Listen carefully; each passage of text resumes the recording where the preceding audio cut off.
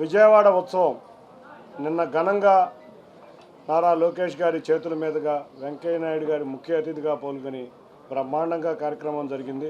తుమ్మలపల్లి వారి కళాక్షేత్రంలో కానీ, ఘంటసాల వారి కళాక్షేత్రంలో కానీ, ఇక్కడ కానీ, పున్నమి ఘాట్లో కానీ అతిరథ మహారాజులందరూ పాల్గొని ఈ ప్రారంభ కార్యక్రమాన్ని దిగ్విజయంగా పూర్తి చేశాం. ఈ 10 రోజులు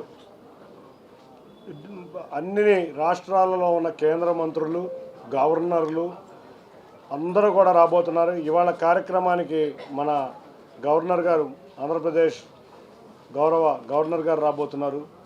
రేపు గౌరవ ఉపరాష్ట్రపతి గారు రాబోతున్నారు. ఇది విజయవాడకి దక్కిన గౌరవం. అమ్మవారిని దర్శించుకుని రేపు ఉపరాష్ట్రపతి గారు ఇక్కడికి వస్తారు. ఇక్కడ 1 గంట సేపు సాంస్కృతిక కార్యక్రమాలన్నీ తిలకించి వారు మళ్ళీ తిరిగి తిరుపతికి ప్రయాణం చేస్తారు. వారి మొదటి కార్యక్రమం ఆంధ్రప్రదేశ్లో ఉండటం మనందరికీ కూడా గర్వకారణం. వారిని చక్కటి ఆహ్వానించి విజయవాడకి ఆంధ్రప్రదేశ్ యొక్క ఆతిథ్యం ఏ విధంగా ఉంటుందో వారికి తెలియజేద్దాం.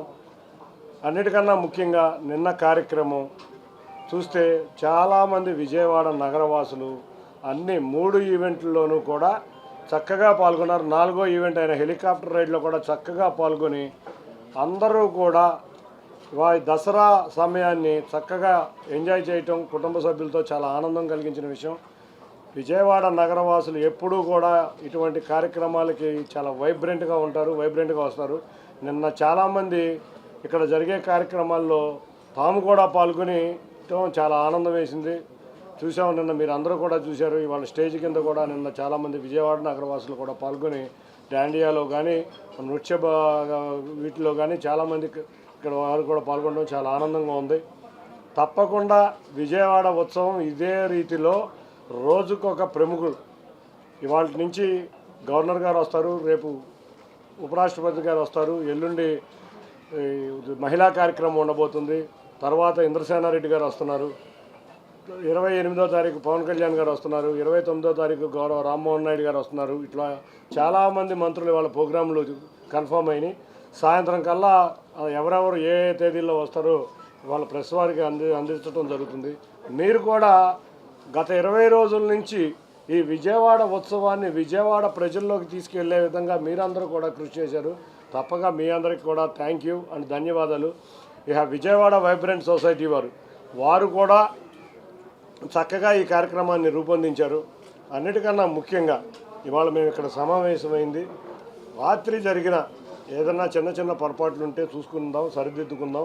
ఎంట్రీ పాయింట్లు కొంచెం ఇబ్బంది అయినాయి, అన్నీ కూడా సరిదిద్దుకోవడానికి ఇక్కడ పశ్చిమ నియోజకవర్గం నుంచి గౌరవ మాజీ ఎమ్మెల్సీ బుద్దా వెంకన్న గారు, నాగుల్ మీరా గారు, పట్టాభి గారు, మిగతా నాయకులందరూ, పశ్చిమ నియోజకవర్గ నాయకులందరూ కూర్చున్నాం ఇక్కడ.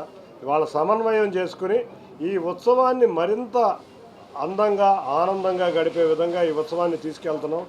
తప్పకుండా అందరూ కూడా ఇవాళ క్రమశిక్షణతో మెలిగి ఈ ఉత్సవాన్ని దిగ్విజయంగా పూర్తి చేసేందుకు ఇక్కడ కూటమి నేతలందరూ సమావేశమయ్యాం. తప్పకుండా ఈ ఉత్సవం రేపు రాబోయే రోజుల్లో మరింత అందంగా ఆనందంగా ఉంటుంది. రోజు అందరూ కూడా సాయంత్రం 6 గంటలకి మనకి డిసిప్లిన్ చాలా ఇంపార్టెంట్. ఎందుకంటే గెస్టులు వచ్చే వాళ్ళందరూ కూడా 6ంటికే వచ్చేస్తున్నారు. 6 to 7 అందరం కూడా మనం ఇక్కడికి వచ్చి పాల్గొని మనం వచ్చిన అతిథుల్ని గౌరవించుకుందాం. ఈ ఉత్సవం తప్పక విజయవాడ ఉత్సవం విజయవాడ ప్రజల చేత, విజయవాడ ప్రజల వల్ల, విజయవాడ ప్రజలతో మమేకమై చేసే ఉత్సవాన్ని, విజయవాడ ఉత్సవాన్ని అమ్మవారి ఆశీస్సులతో దిగ్విజయంగా పూర్తి చేద్దాం. అందరికీ ధన్యవాదాలు.